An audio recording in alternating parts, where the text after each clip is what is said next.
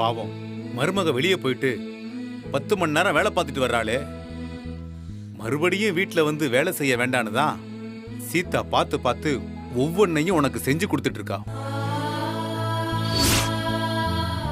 ஆனா நான் பணம் சம்பாதிக்கிறேன், அதனால நீங்க எல்லாரும் எனக்கு அடிமையா தான் இருக்கணும்னு நினைச்சிட்டு இருக்க பாரு. அது உன்னோட திமிருத்தனம், ஆணவம். அதெல்லாம் உனக்கு தெரியலையா? படிச்சிருக்கல்ல, முட்டாளா நீ?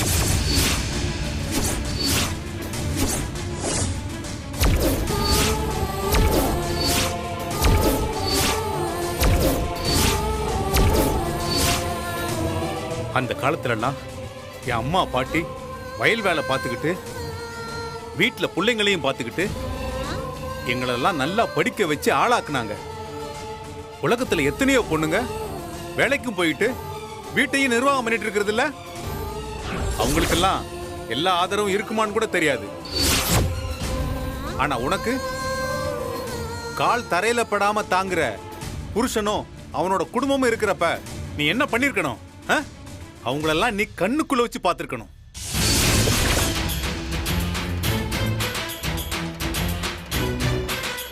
நாலு காசு சம்பாதிக்கிறதுனால வீட்டுல இருக்கிறவங்க எல்லாம் நமக்கு கடமைப்பட்ட வேலைக்காரங்கனும் அடிமைன்னு நினைச்சா நீ எங்கேயோ தப்பா வளர்ந்திருக்கன்னு தெரியல. அப்பா, டேய் சும்மா இருடா. எப்பவுமே தான் தான் புத்திசாலி, நம்மளை சுத்தி இருக்கிறவங்க எல்லாம் முட்டாள் நினைச்சிட்டு இருக்க பாரு. அவங்கதான் இந்த உலகத்திலேயே மிகப்பெரிய முட்டாள். நீயும் அது மாதிரி தான். குடும்பத்துக்காக செய்யறத பாரமா நினைச்சா நாம குடும்பம் நடத்தவே லாயக்கு இல்லைன்னு அர்த்தம். அது ஒரு பொறுப்பு, கடமை. அதுல அன்பு இருக்கணும், அக்கறை இருக்கணும். சீதா மாதிரி குடும்பத்தை கண்ணா நினைக்கணும். இப்படி சுயநலமா நாம மட்டும் நல்லா இருக்கணும்னு நினைக்க கூடாது. இதெல்லாம் உனக்கு புரிஞ்சிருந்தா நீ ஏன் இப்படி நடந்துட்டு இருக்க போற? Total waste. மாமா, என்னம்மா கோவம் வருதா? நீ இப்படி நடந்துக்கிறதுக்கு காரணம் நீ மட்டும் இல்ல.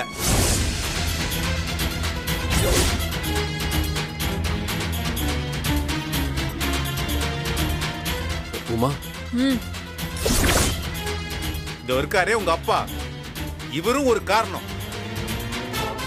என்ன சம்பந்தி, விருந்து வைக்கிறேன்னு என்ன கூப்பிட்டு வச்சு எல்லாரும் முன்னாடி என்ன அசிங்கப்படுத்துறீங்களா? ஆமா சம்பந்தி, ஆமா. ஊருக்கு முன்னால போலீஸ் ஸ்டேஷன்ல என் பசங்களை விட்டு நீ பணத்தை திருடினியான்னு கேட்க வச்சீங்களே, அதுக்கு பேர் என்ன?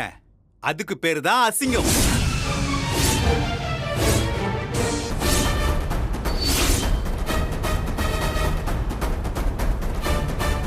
உண்மையை சொன்னா எல்லாருக்கும் கொஞ்சம் கஷ்டமா தான் இருக்கும். நான் என்ன பண்றது? பொண்ணை கட்டி கொடுத்தா அவ புருஷ வீட்டுல நல்லபடியா வாழ்றாளான்னு பார்த்துட்டு சந்தோஷப்பட்டு போய் தொலை வேண்டியதானே.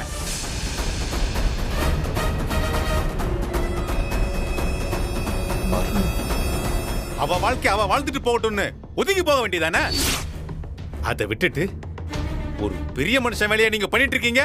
சம்பந்தி, என்ன சம்பந்தி, கோவம் வருதா? ஒவ்வொரு தடவையும் என்னையும் என் குடும்பத்தையும் சீண்டி பார்க்கும்போது எனக்கும் இப்படிதான் கோவம் வந்தது. ஆனா நான் அதை உங்ககிட்ட காட்டினதே கிடையாது. அப்படி காமிச்சிருந்தா உங்களுக்கு எனக்கு என்ன வித்தியாசம் இருக்கு சொல்லுங்க?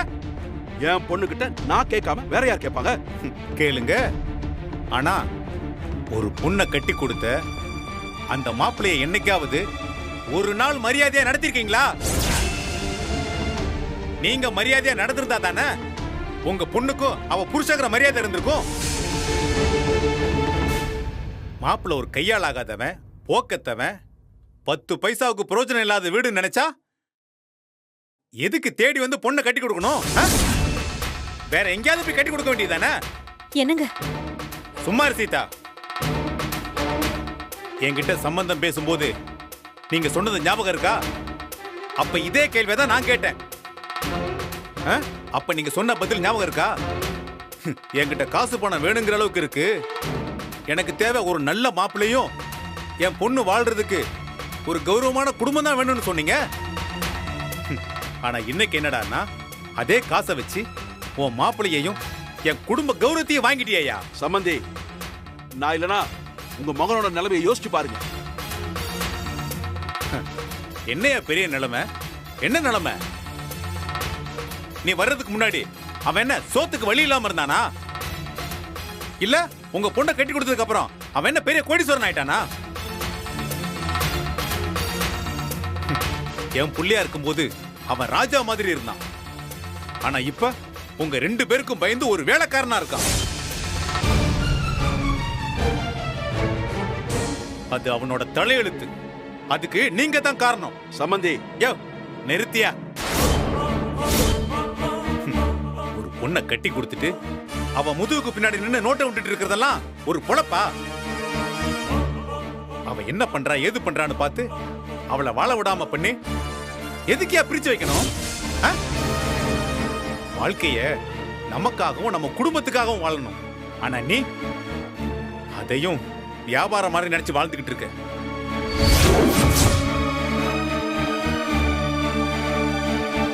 உனக்கு ஒரு நல்ல அப்பாவா இருக்கவோ நல்ல மாமனாரா இருக்கவோ எந்த தகுதியும் கிடையாது. பணம் பணம்னு பணத்தை கட்டிக்கிட்டு என்னையா வாழ்ந்துட போற? செத்ததுக்கு அப்புறம் அருணா கயிறை கூட அறுத்துக்கிட்டு தான் புதைப்பாங்க.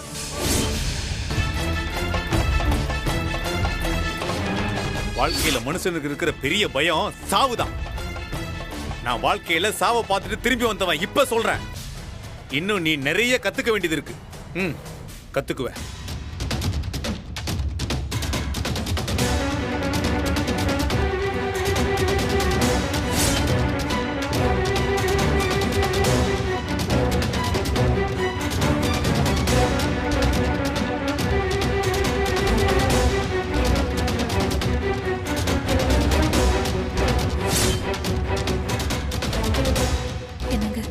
கொஞ்சம் அமைதியா இருங்க.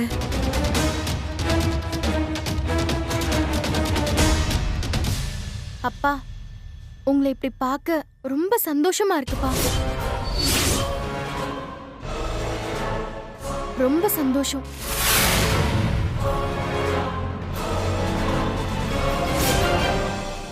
அடடே, ஆமா மலரு, உன்னை மறந்துட்டனே.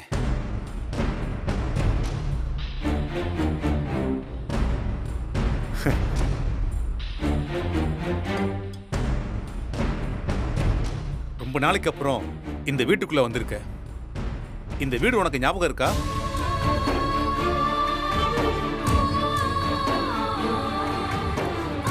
நல்ல அப்பா அம்மா மாதிரி தான் நாங்களும் உன்னை பெத்து நல்லபடியா வளர்த்தோம். எந்த குறையும் இல்லாம எங்க சக்திக்கு மீறின வரைக்கும் உனக்கு எல்லாமே செஞ்சோம். உன் அண்ணனுங்க அக்காவெல்லாம் விடு. ஆனா உனக்கும் எங்களுக்கும் இருந்த உறவு எப்படி இருந்ததுன்னு நம்ம 3 பேருக்கு மட்டும்தான் தெரியும். உன்னோட விருப்பத்துக்கு மாறா நாங்க என்னைக்கும் குறுக்க நிக்க மாட்டோம்னு உனக்கு ரொம்ப நல்லாவே தெரியும். இருமா, நான் இன்னும் முடிக்கல. குறுக்க பேசாம நான் சொல்றத மட்டும் கேளு.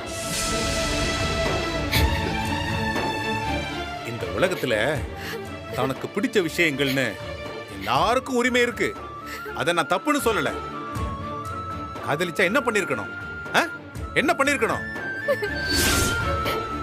நேர்மையா அப்பா அம்மா கிட்ட வந்து நான் ஒருத்தனை விரும்புறேன், அவனை தான் கல்யாணம் பண்ணிப்பேன்னு தைரியமா சொல்லிருக்கணும். நீ சொன்னியா?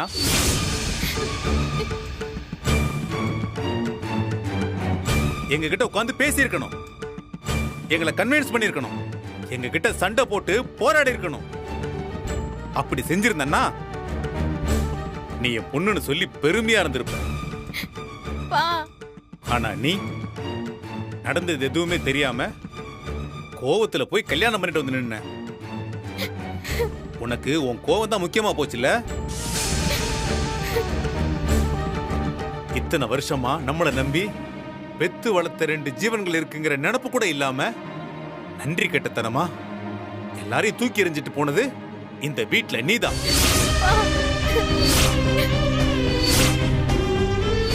திடீர்னு உன் இஷ்டத்துக்கு ஒரு முடிவு எடுத்த. உன் அம்மா அப்பாவை தூக்கி எறியறதுக்கு உனக்கு ஒரு நிமிஷம் கூட தேவைப்படல. திடீர்னு வீட்டு வாசல்ல மாலையங்கழுத்துமா வந்து நிக்கிற. எனக்கு இப்ப வரைக்கும் ஒண்ணும் புரியல. உங்களுக்கெல்லாம் என்ன பெத்தவங்கன்னா இழிச்ச வாயங்களா? நாம எது பண்ணாலும் எல்லாத்தையும் மறந்துட்டு அப்படியே ஏத்துப்பாங்கன்னு நினைப்பு. உங்களுக்கெல்லாம் பெத்தவங்களோட அன்பு பாசத்தை விட உங்களோட சுயநலமும் ஈகோவும் தான் முக்கியமாயிருச்சு. இந்த நன்றி கெட்டத்தனத்தை உங்ககிட்ட தான் பார்த்தேன். பெத்தவங்களுக்கு உண்மையா இல்லாத நீ கல்யாணம் பண்ணி வாழ்க்கையில என்னத்தை சாதிக்க போற? என்னத்தை சாதிக்க போற? நான் செஞ்சது தப்புதான்ப்பா, என்ன மன்னிச்சிடுங்கப்பா. ஐயோ, உன்னை மன்னிக்கிறதுக்கு நாங்க யாருமா? உனக்கு பிடிச்சவனை கல்யாணம் பண்ணிக்கிறதுக்கு உனக்கு எல்லா உரிமையும் இருக்கு. அதுக்கு குறுக்க யாராலையும் நிக்க முடியாது.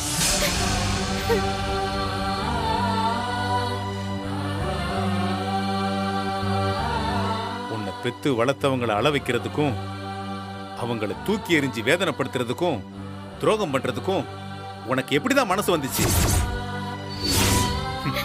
இந்த வீட்டுல உன் கூட பிறந்த 3 பேரும் எங்களை பாரமா நினைச்சு சகிச்சுட்டு இருந்தாங்க. ஆனா நீ அவங்களுக்கெல்லாம் ஒரு படி மேல போய் சொல்லாம கொள்ளாம எங்களை தூக்கி எறிஞ்சிட்டு ஓடி போயிட்ட. என்ன மன்னிச்சிருங்கப்பா. சாரிப்பா. போதுமா, போதும்.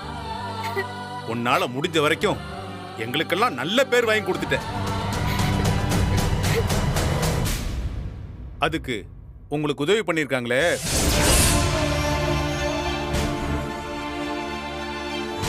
இந்த பெரிய மனுஷன் தான் காரணம். ஐயா வணக்கம் ஐயா. உங்க வீட்டுல உங்களுக்கும் இதே மாதிரி ஒரு பொண்ணு இருந்து ஆசையா அது கேட்டதெல்லாம் வாங்கி கொடுத்து அது வளர்ந்து ஆளாயி நிற்கும் போது அது எவங்க கூடயோ ஓடி போய் கல்யாணம் பண்ணிட்டு வந்து நின்னா நீங்க என்ன பண்ணிருப்பீங்க? இல்லைங்க, சின்ன பிள்ளைங்க ஒண்ணுக்கொன்னு உசுரா பழகிருச்சுங்க. அதனாலதான். சின்ன பிள்ளைங்கன்னு தெரியுது இல்ல? அப்ப நீங்க ஒரு பெரிய மனுஷனா என்ன பண்ணிருக்கணும்? சொல்லுங்க, என்ன பண்ணிருக்கணும்? ஏம்மா நீங்க சொல்லுங்க. நீங்களும் ஒரு அம்மா தானே. அந்த பிள்ளைங்க எங்களுக்கு கல்யாணம் பண்ணி வைங்கன்னு நிக்கும் போது ஒரு பொறுப்புள்ள அம்மாவா நீங்க என்ன பண்ணிருக்கணும்? சொல்லுங்க. அந்த பிள்ளைங்களை கண்டிச்சு எதுவா இருந்தாலும் வீட்டுல சம்மதம் வாங்கி தான் பண்ணணும்னு ஒரு வார்த்தை சொல்லிருக்க வேண்டாமா?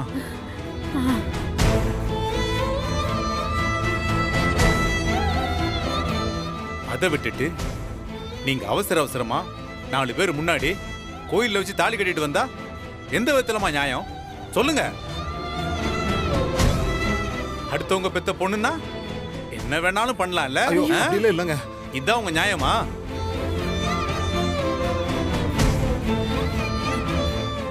மன்னிச்சிருங்கண்ணே, நீங்க சொல்றதெல்லாம் சரிதாண்ணே. ஆனா அப்ப இருந்த நிலைமைக்கு இதெல்லாம் எங்க புத்திக்கு எட்டலண்ணே. என்னம்மா பெரிய நிலைமை? என்ன நிலைமை?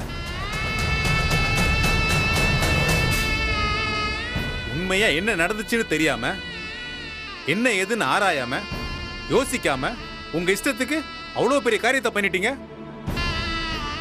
அன்னைக்கு நான் குனிஞ்ச தலை இன்னைக்கு தான் நிமிர்ந்திருக்கு. மாமா,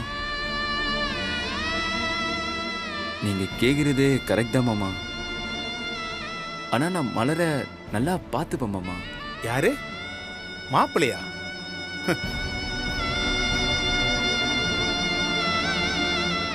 நீ ஏதோ அவ கூட ஸ்கூல்ல படிச்சவன் ஃப்ரெண்டுன்னு சொன்ன ஒரே காரணத்துக்காக உன்னை வீட்டுக்குள்ள விட்டோம். எதையுமே கண்டுக்காம இருந்தோம். அதுக்கு காரணம் நாங்க உன் மேல வச்சிருந்த நம்பிக்கை. அப்படி உன் மேல நம்பிக்கை வச்சதுக்கு நீ நல்ல கைமாறு பண்ணிட்ட. மலர் அவளாவே உங்ககிட்ட வந்து கல்யாணம் பண்ணிக்கணும்னு சொல்லியிருந்தா கூட, இல்ல உங்க அம்மா அப்பா சம்மதத்தோட வான்னு சொல்லியிருக்க வேண்டாமா? ஒருத்தனை நம்பி வீட்டுக்குள்ள விட்டு அவன் ஏதோ அந்த வீட்டுல பொருள் எடுத்திருந்தா கூட சரி, போனா போகுது, இல்லாதப்பட்டவன் எடுத்துட்டு போயிட்டானே மன்னிச்சு விட்டுறலாம். ஆனா நீ அந்த வீட்டு பொண்ணை தூக்கிட்டு போறதுங்கிறது பச்சை துரோகம் இல்லையா? சரி, அப்படிதான் அவளை இழுத்துட்டு போனியே, அவளை நல்லபடியா வச்சு காப்பாத்தணும்ல. இது வரைக்கும் நீ என்ன பண்ணிருக்க? முதல்ல நீ ஒரு நல்ல வேலைக்கு போனியா? அவ நல்லா படிச்சிருக்காளே, அவகிட்ட எடுத்து சொல்லி ஒரு நல்ல வேலைக்கு போக சொன்னியா? சரி, ஏதோ 2 பேரும் உங்க இஷ்டத்துக்கு கல்யாணம் பண்ணாலும் கஷ்டப்படாம இருந்திருந்தீங்கன்னா ஒரு ஆறுதலாவது இருந்திருக்கும். ஆனா நீ என்ன பண்ண? ஒரு தள்ளு வண்டி கடை போட்டு அவளை பிளாட்ஃபார்ம்ல நிக்க வச்சு போற வரவங்கிட்ட எல்லாம் 5க்கும் 10க்கு கையேந்த வச்சுட்டியாடா.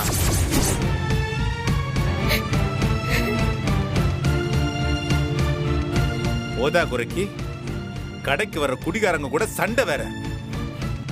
மாமா என்ன மன்னிச்சிடுங்க மாமா. என்னது மாமாவா? முறையெல்லாம் வச்சு கூப்பிடுற? நீ செஞ்ச காரியத்தை முறையோட செஞ்சிருந்தா இன்னைக்கு எல்லாரையும் முறை வச்சு கூப்பிடுறதுல ஒரு அர்த்தம் இருக்கு. நீ அப்படி கூப்பிடாத, கூப்பிடவே கூப்பிடாத.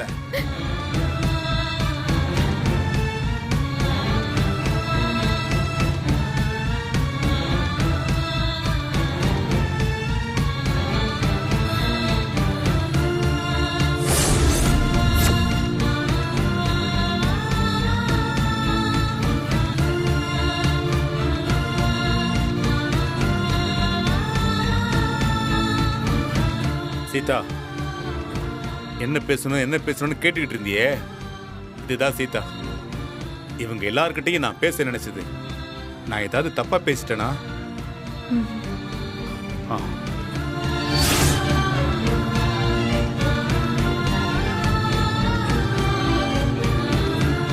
நீங்கெல்லாம் என்ன யோசிக்கிறீங்கன்னு எனக்கு புரியுது. இவ்வளவு தூரம் ஆன பிறகு இந்த வீட்டுல எப்படி எல்லாரும் ஒன்னா வாழ்றது தானே நினைக்கிறீங்க?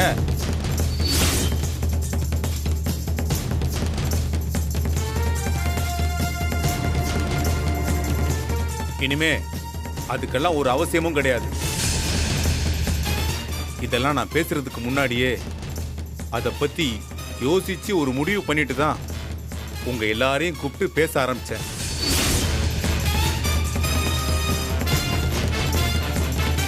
இத்தனை வருஷமா நாங்க எங்களுக்குன்னு ஒரு நிமிஷம் கூட வாழாம உங்களுக்காகன்னு பிள்ளைங்களுக்காகன்னு வாழ்ந்து சலிச்சு போயிட்டோம்.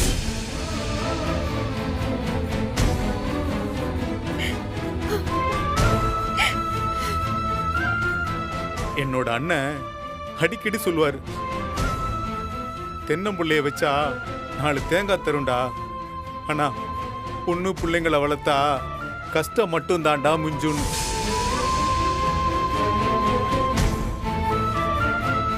என் நண்பன் நீலகண்டன் சொல்லுவான், டேய் என்ன பார்த்தாவது திருந்தி உஷாராயிரா மார்க்குன்னு. இப்பதான் அவங்க சொன்னதெல்லாம் என் மூளைக்கு உரைச்சி திருந்திருக்க. சொல்ல முடியாத அளவு வலியையும் வேதனையையும் உங்களால நாங்க அனுபவிச்சிட்டோம்டா. போதும் போதும்.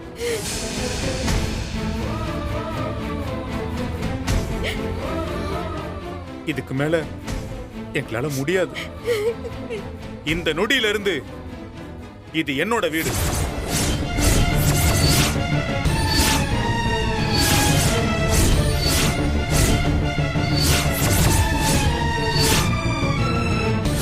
இந்த வீட்ல இனி நானும் என்னோட சீதாவும் மட்டும்தான் இருப்போம்.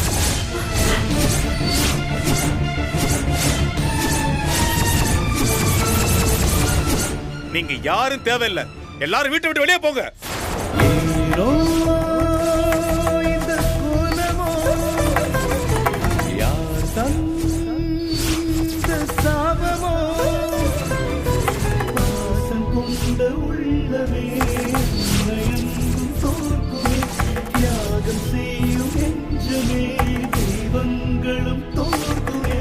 சொந்தமும் பந்தமும் தெய்வமும் நீயே.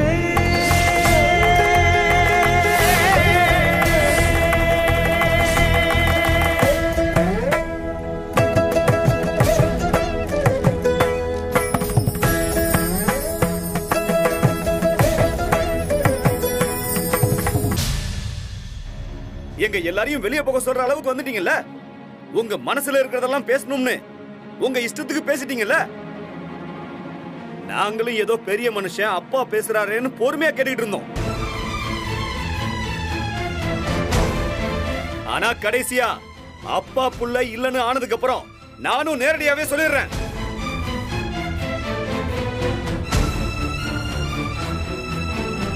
இத்தனை பேர் முன்னாடி என்ன வட்டிக்கு விட்டு வசூல் பண்றவன்னு சொல்லிட்டீங்கல்ல.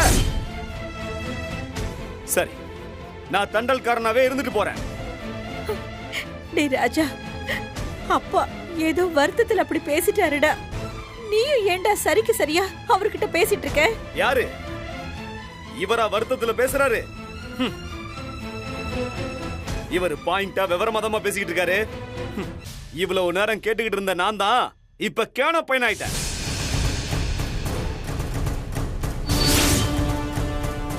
இங்க பாருங்க, உங்ககிட்ட பணம் வட்டிக்கு கொடுத்தது என் ஃப்ரெண்ட் இல்ல.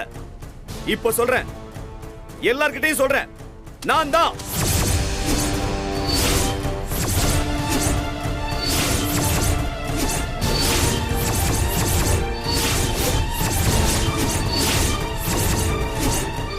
என்கிட்ட வாங்கின 7.5 லட்சம் ரூபாவை வட்டியும் முதலமா எடுத்து வச்சுட்டு வெளியே போடா நாயேன்னு சொல்லுங்க.